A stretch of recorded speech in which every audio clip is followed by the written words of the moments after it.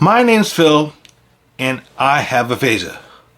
But my goal is to talk about other people's stories too. Remember, it's your voice. There's no way around it. The only way to get better is to practice. Now, you don't have to be like me, but you need to be able to talk and listen to other people's stories too. Like this one right here. Hi, this is Phil Oxendine, and this was John, and he wants to talk about his story because he had a brain injury, and here it is. Hi, I am John Prescott. So on August 28th of 2021, I was a passenger in a rollover car accident. And I definitely had a severe concussion at the time, like my head was killing me. And I also had a pretty severe laceration to my left knee. So I was situationally, I was on a fishing vacation. So I was hours from home. Wow. So my now ex went and came to get me. I think it was like 2.5 hours or something, and brought me home. I was definitely in pain. And then about 3 weeks later, 3 weeks later. I got hold on. Okay, sorry. This story is nuts. So 3 weeks later, I got a condition called rhabdomyolysis, which basically, I'm a CrossFitter. So that is a very common term. Okay. So I got this and I was like, I haven't done any training out of my norm. Like, basically, rhabdo is a disease or condition of the muscle where the protein actually becomes the food. Okay. Jeez. And when I got rhabdo, like there's only one intervention, and that's hospitalization. So the only intervention for rhabdo is hospitalization. Okay. I ended up spending a week for treatment for rhabdo in the hospital. And probably 2 or 3 days in, I said to the doctor, look, something's wrong. I don't know what, but I believe this was my gut. We should do some kind of a head scan.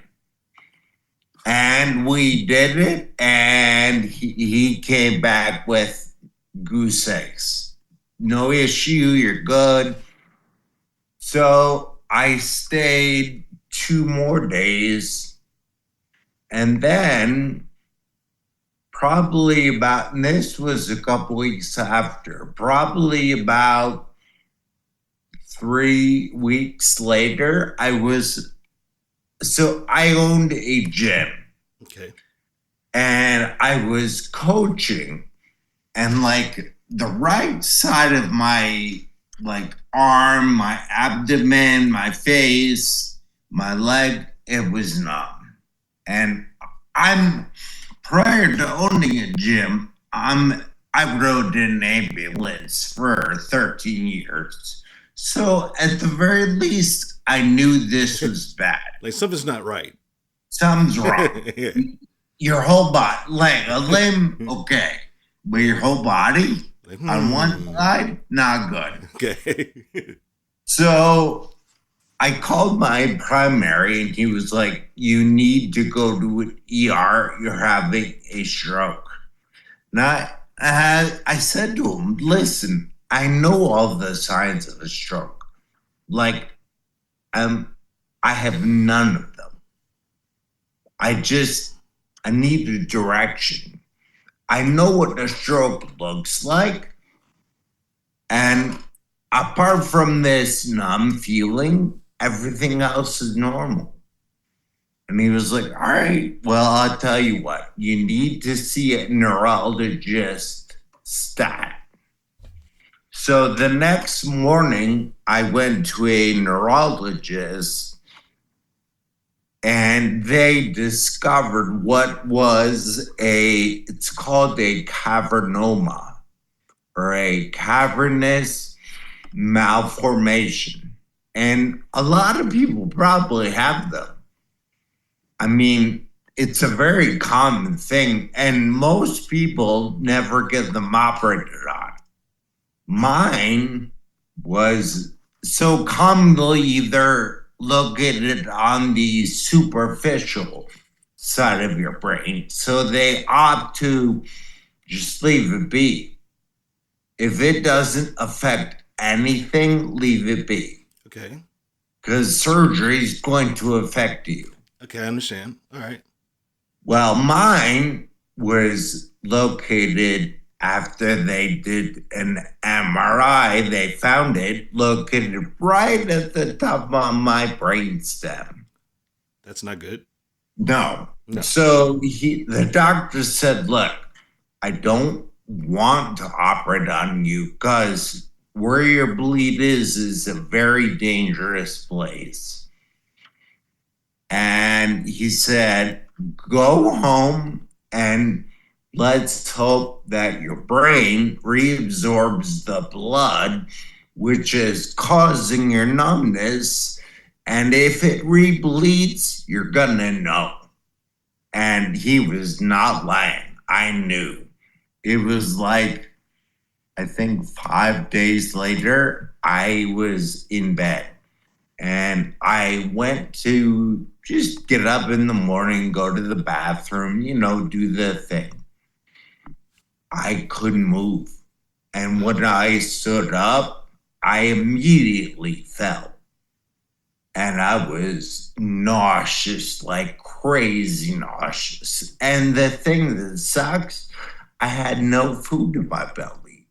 Okay. So all I was throwing up was bile. Oof. So I made a deal with myself. I'm going to just let cool water run on me. And if nothing changes, I'm going to either A, call an ambulance, or B, call my ex. And I called my ex first and said, look, if you cannot leave work, no problem, but I have to go to the hospital. She was like, nope. And she was home in like 10. And I went, and this is the really ironic part. So I went to the ER, which I was so sick, I couldn't even walk into the ER. They had to get me a wheelchair. And I'm sitting there, and the lady's like, well, she's kind of hemming and hawing. And I said, look, I'm going to throw up. Like, it's going to happen. I threw up one time. And they brought me in immediately. In the irony of the whole thing, guess who happened to be doing rotation in the ER that morning? My neurologist. Wow. He knew. He was like, well, looks like it rebled. He's like, you need surgery immediately. And basically what they're going to do is remove the blood mass and close off the leaky blood vessel. And they basically said you have two outcomes. You're either dying, because, like, the guy who did my surgery, I think, he said 4,000 craniotomies. He had done 5 of mine. And of that 5, 3 didn't live. He was like, I'm just going by odds. If you live, you'll likely be in a facility needing care. Those are really the only 2 outcomes. And when I kind of came to after, by the way, that was literally all that was told to me. I had no clue, like, what it meant or what the potential. I didn't know it. I mean, I've transported plenty of people with brain issues, but what do I know? I'm not a neurologist, or I don't work in the brain. You said there's no health care. After that, it's like, listen, there you go.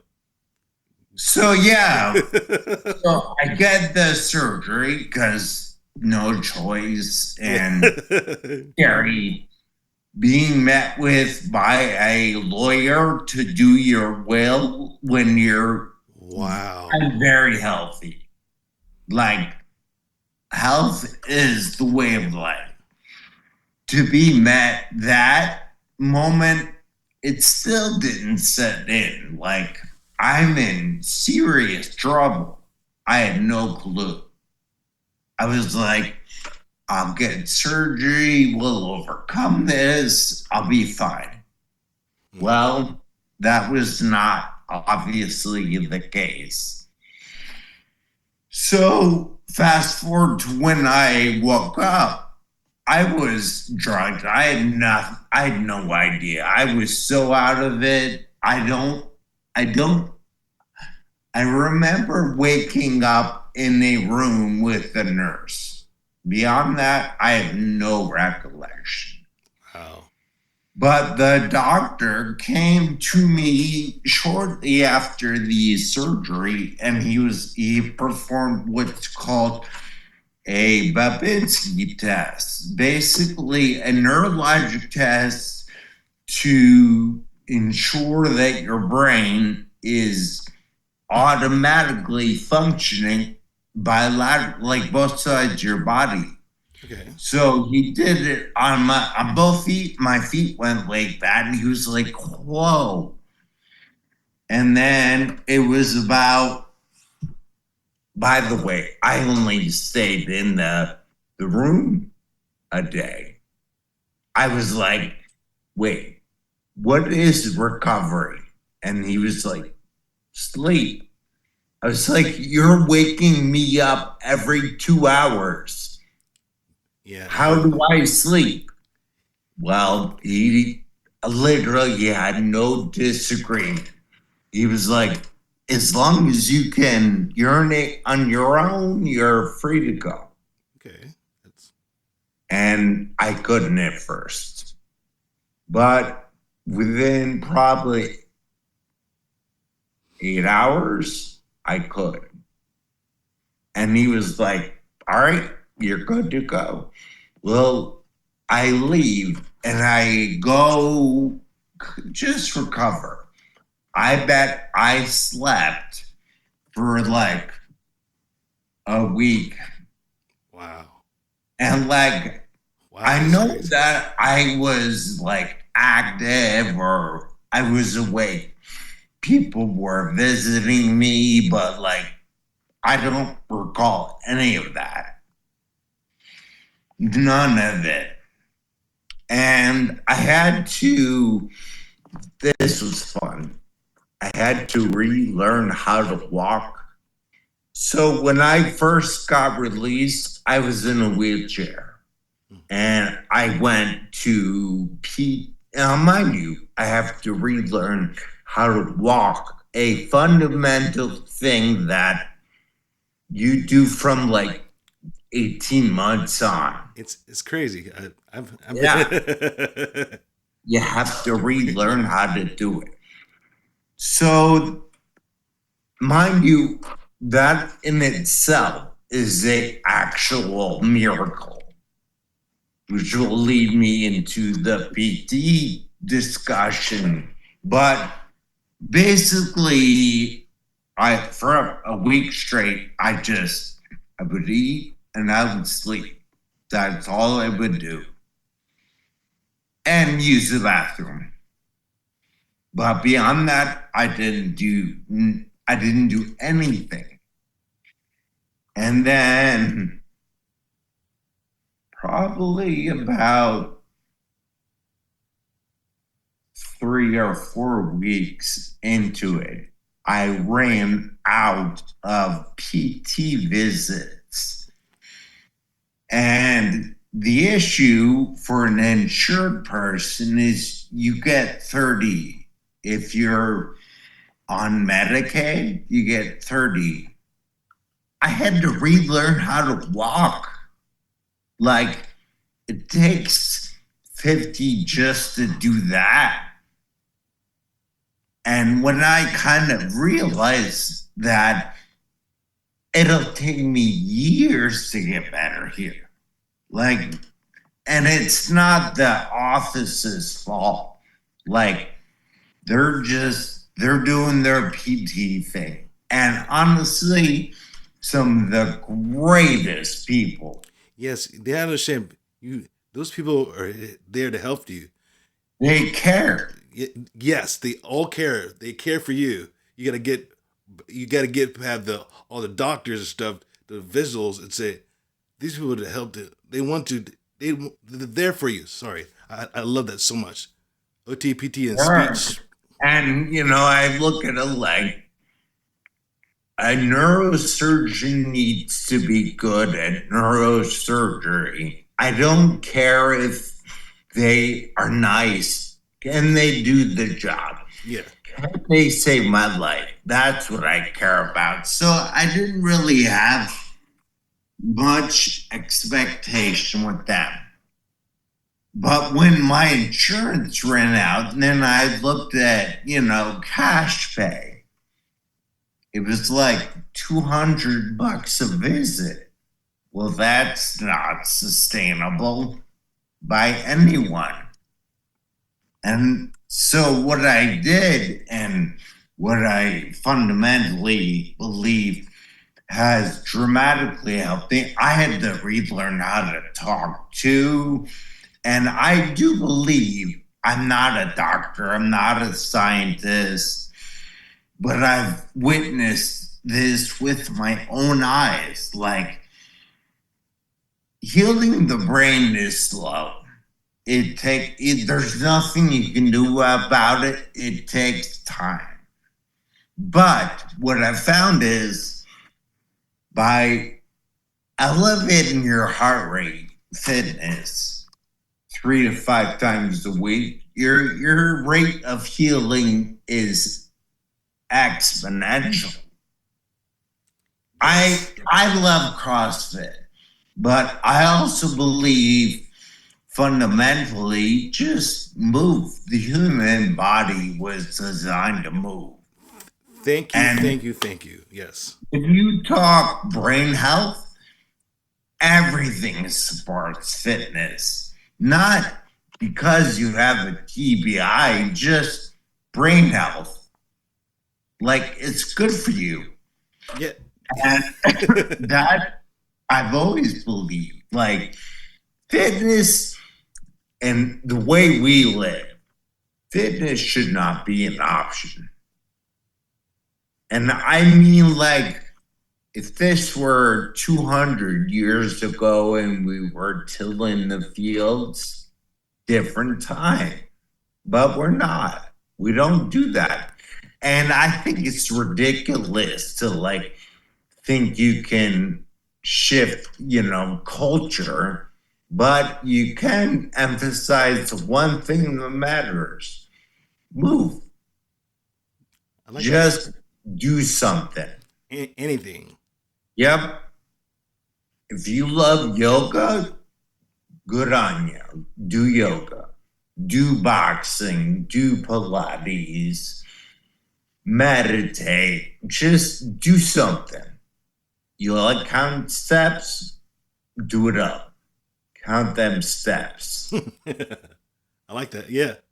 I mean, it's to me, it's fundamental.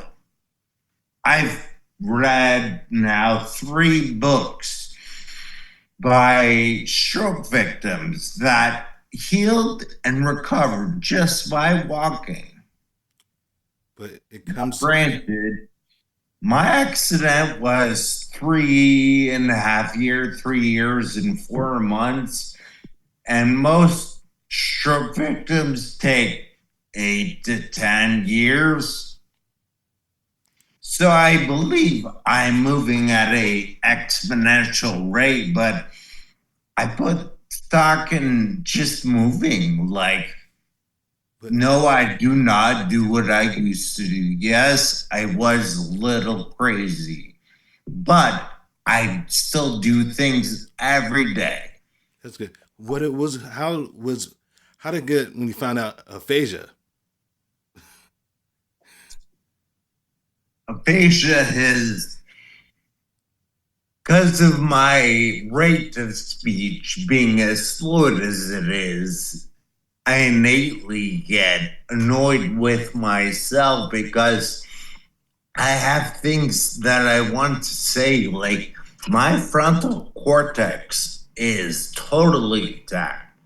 So, like, I don't have ideas, I have words. It's like a traffic jam in here.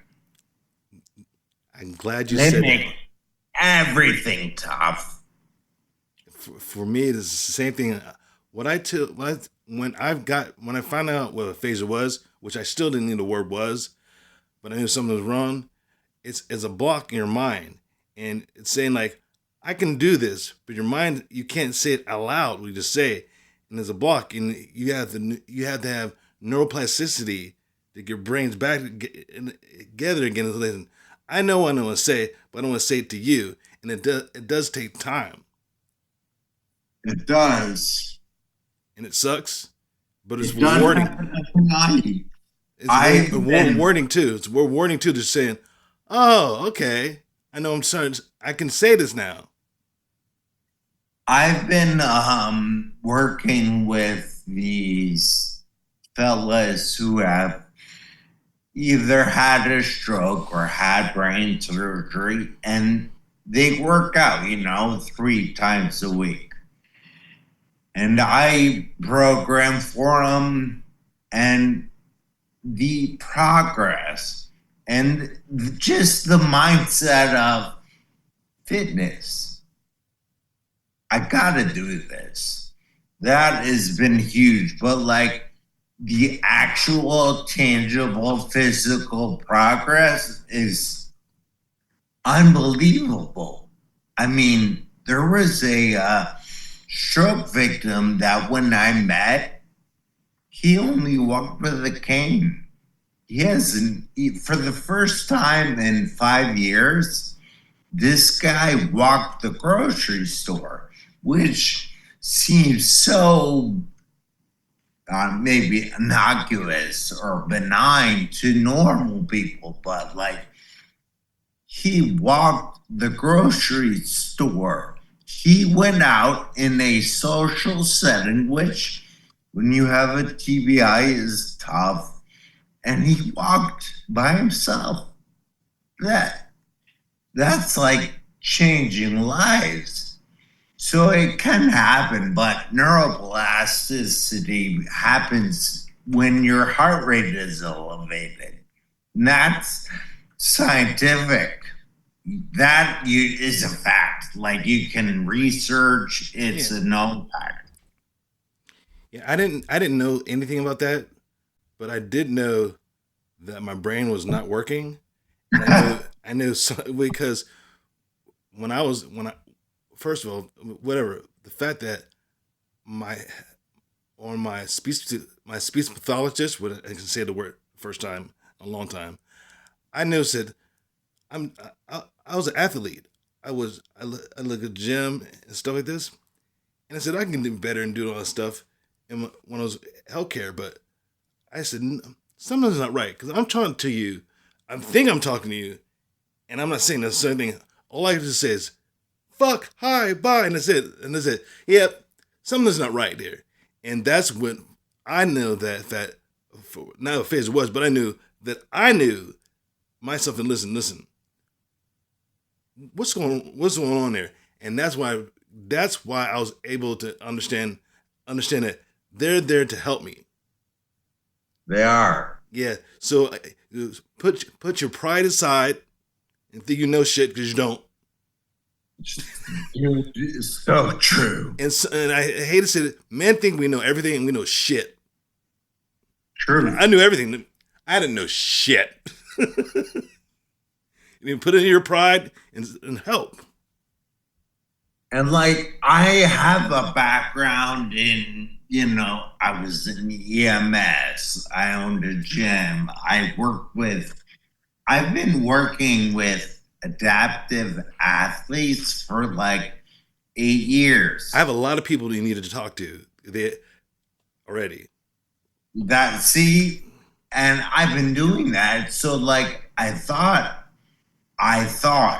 and then it happened. I was like, whoa.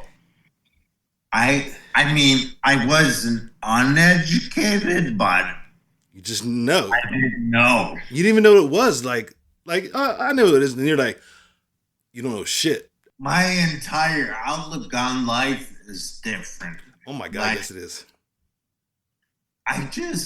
It's like looking through a new lens. I mean, what's been really hard.